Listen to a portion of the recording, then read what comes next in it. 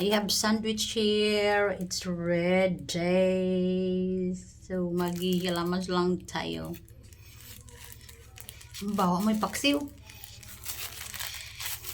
Hindi ko pa nga naitapal mo yung paksiw na ano ba yan. Maghihilamas lang tayo because of labad kaya akong ulo dahil siguro sa ating red day. So, hugas-hugas lang tayo, hila-hilamos lang tayo, hugas lang tayo ng jolalat. And then, ito lang. Kasi masakit itong ulo. Di ba lang sakit ang ating ulo basta naka-headband tayo ng maganda. Para hindi halata. Ayan, ang ating, aray ko. Pero masakit sa aking ulo kasi hindi ako sanay mag-headband. Pero trying hard lang talaga ako mag-headband because beautiful siya. Very nice kaayo siya. Nagustuhan dyan na ako ni siya na headband. This is also from TikTok. Ayan. Not only just headband like that.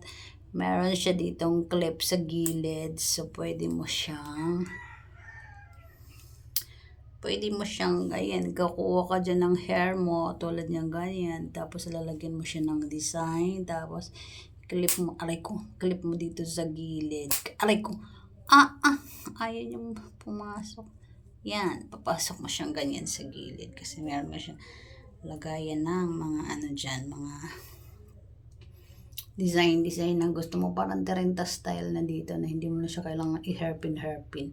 Kasi meron na siyang nilagay na ganyan. 2, 4, 6, 8 kabuok nilagay na ganyan. So, ayan. Ayan siya. Maganda siya. Maraming design nito. Marami din siyang kulay. Merong plain yung parang tela lang siya. Pero ito yung pinili ko kasi parang unique para sa akin. So, ayan siya. Nabubukas siyang ganun. Kasi dyan mo ilalagay yung iyong hair na gusto mo. May nakaipit dito so huwag natin ibuka baka matanggal. Ayan, ganyan siya. Ayan. Hindi lang siya basta headband. Pang aura headband siya. Kaganyan siya dyan para hindi magulo yung iyong hair. Pero nilagyan ko pa ng clip dito sa likod because ayokong pag nagpapawash yung aking batok ay dumiligit yung aking mga buhok. Tapos, pag nadikit siya sa pawis, mahirap siyang suklay. Hindi ko alam bakit ganyan yung buhok ko kaya. Kasi hindi ako maliligo. So, ayoko maglagkit yung aking hair sa pawis. Kaya nilagyan ko siya ng ganyan. Mamaya ayusin ko pa ito yung mas maayos, mas maigi kasi. Di baling yung buhok ko ay masira. Hindi na magkulot-kulot siya basta. Ang hirap kasi niyang pag nagdikit-dikit siya dito sa pawis ko, tapos parang nabasa siya, ang hirap niyan suklayin, antigas. Okay. Ginaganyan ko siya. Hindi naman siya masyadong kukulot kasi ginanyan ko lang siya. Isang ganyan lang. Hindi ko pinulupot ng ganyan.